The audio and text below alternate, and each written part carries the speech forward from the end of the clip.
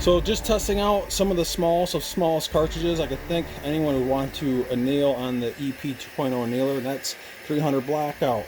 And I got this set up and see how this runs.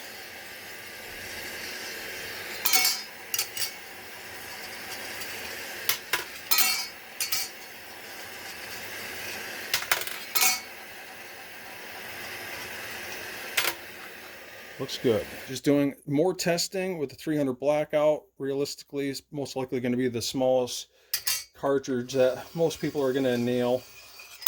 And for those who aren't familiar with 300 blackout, it's just a cut down 5.56 or 2.23 casing. And just checking out how this drops in and out of the drum. And I actually don't reload for 300 blackout, but I definitely do with 2.23 and 5.56. And I was thinking that this is just a cut down 2.23 casing. Usually when I'm annealing 2.23, it's usually in the low to mid 40s. So I would guess it'd probably be around this speed. And definitely sticks out far enough for the flame to catch the neck of the brass. I could push this out even further if I wanted to, but I think it'd be right around there. It seems like this is feeding just fine. And just to show you how slow this can go, you probably never anneal it this slow, but it can go all the way down like the 20s.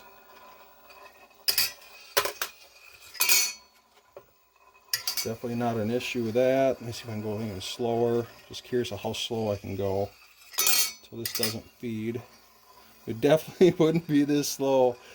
This brass would be red hot at this speed. So still functioning just fine. Let me go down as slow as it can go. Usually it's no slower than 9. It's about as slow as it can go. So let's see if it drops on that. It probably won't. It'll probably fall out. Oh, it does. Look at that. So let me speed this up so you don't have to wait all day. This back down to 9. So it definitely would never be that slow.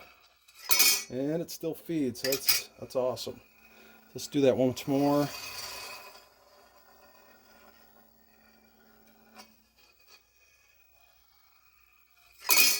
That's awesome. Let's see how fast we can go. So that's definitely as slow as you probably ever go. And this is as fast as you probably ever go. And at this point, you wouldn't even, the flame probably wouldn't even touch the brass. But just to show you, it will go that fast. You would never anneal that fast, obviously. And then back down to where it most likely would be annealed, low 40s. Really smooth. Just want to give you guys a no BS unedited clip here of how typically this would be annealed at this speed. The very slowest of the slow and the fastest of the fast. And man, does that ever look good so far.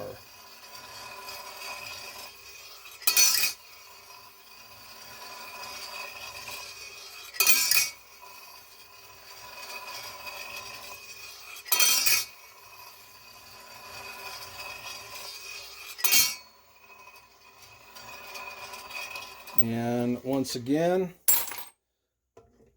300 blackout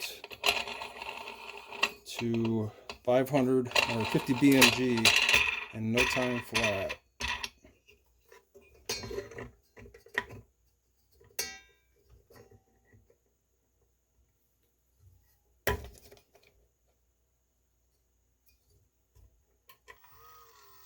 And usually 50 BMG, I'm going to guess, it's probably going to be in the high 20s to get annealed. So it'll probably be this speed. Obviously it's a much heavier, thicker brass.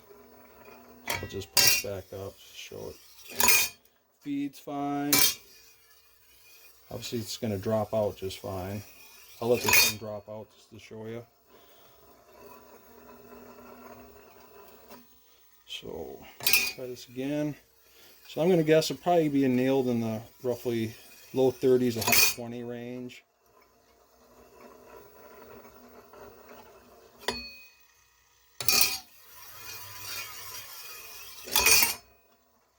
So let's see how slow we can get this. So about 8 is the slowest you're going to go on this machine. So no problem there. Let's try that again.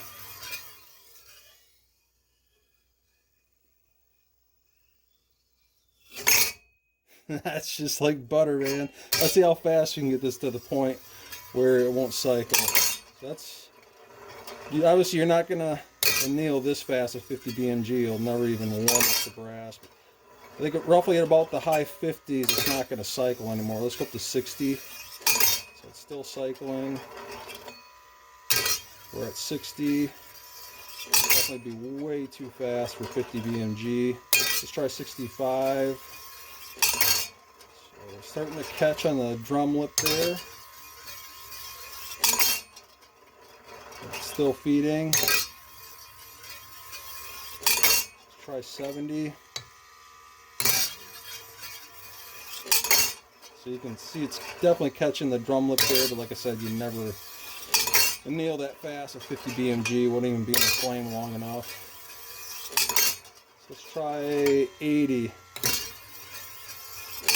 Yep, that's your cutoff. Like I said, you're never gonna, it would never anneal at that speed anyway. So probably be in the 20s, I'm gonna guess. And that obviously just feeds like butter.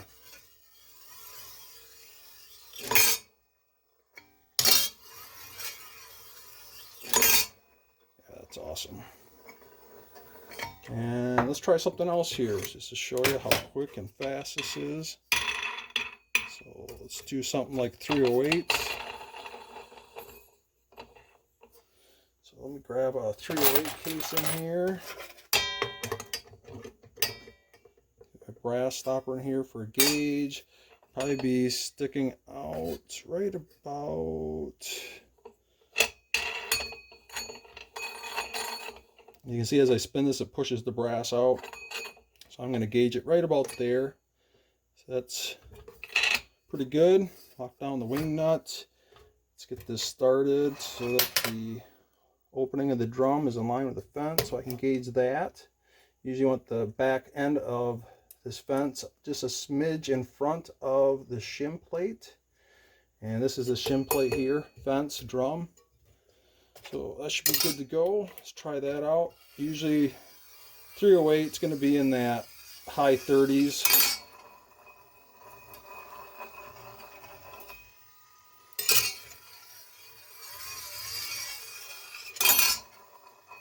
So I'll probably move this brass stopper up just a little bit. So once you learn the whole system, the mechanics, man, once you get your method, your Mattis down, this thing just, you can just fly right through in regards to adjusting it.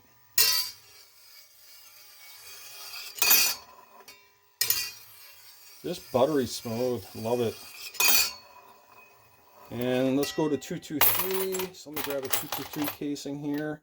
So I'm going to put this in just as a gauge. Move out this brass stopper just a little bit so I can move the shim plate. So I'm going to say 223. It's probably going to be right about there. Not far off from 308. And get the brass stopper just right. Let's get the drum opening in line with the fence. It's probably right about there. Usually 556, 223 is in that low 40 area.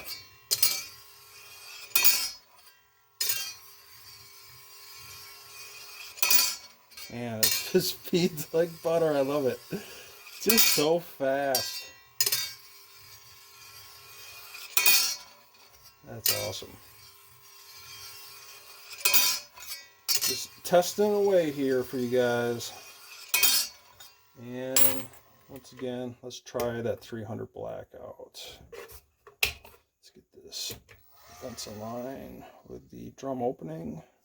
We have a 300 black out so we can gauge it. I'm going to guess it's probably going to be right about there.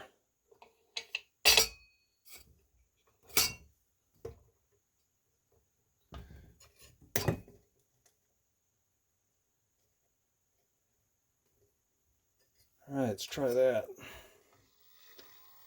Low 40s. Like butter.